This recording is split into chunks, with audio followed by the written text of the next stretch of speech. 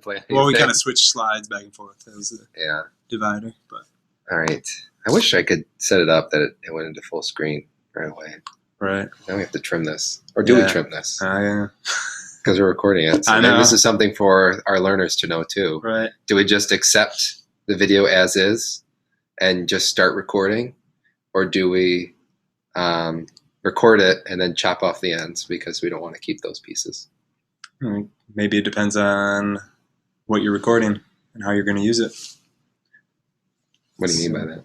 Like if I'm using it for something I want to be polished or start right away because I know I might lose some students if the first part's choppy, then I'll probably want to chop off the beginning. Mm-hmm. Whereas if it's for something that's just very transactional or simple, then I could probably be okay with it.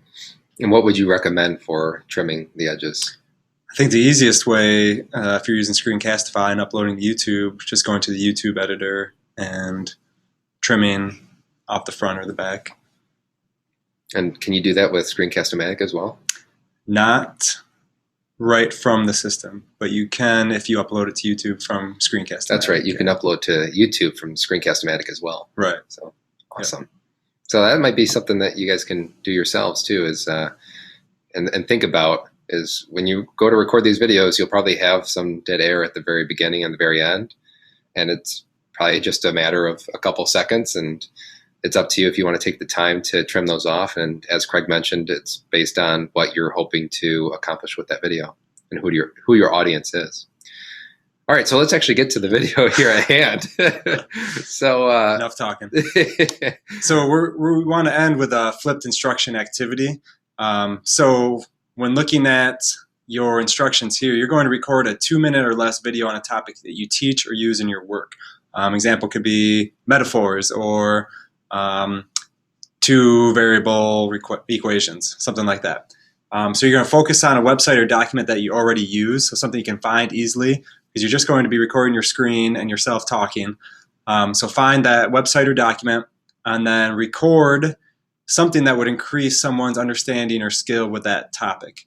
So how is it going to enhance their understanding? It could just real simple, boom, boom, boom, something in under 2 minutes. And you can use Screencast-O-Matic or Screencastify, depending on which one you prefer based on what you learned about before. Yeah, really based on your personal preference and what actually works for you. So after you've created your video, we're going to ask you that you upload it to YouTube or put it just somewhere that other people can access it, because we want you to submit a link to that video. And there's a Google form in the document that you've been following. So if you go back to that Google Doc, you'll see there's a Google form submission. And as part of that, we're going to ask for some information about you, as well as a link to your video, as well as a question, because we want you to kind of think about next steps. And I think that kind of goes into this slide. So what's that question again, Craig? Basically trying to get you to challenge yourself or set a goal. Where are you going to take this from here?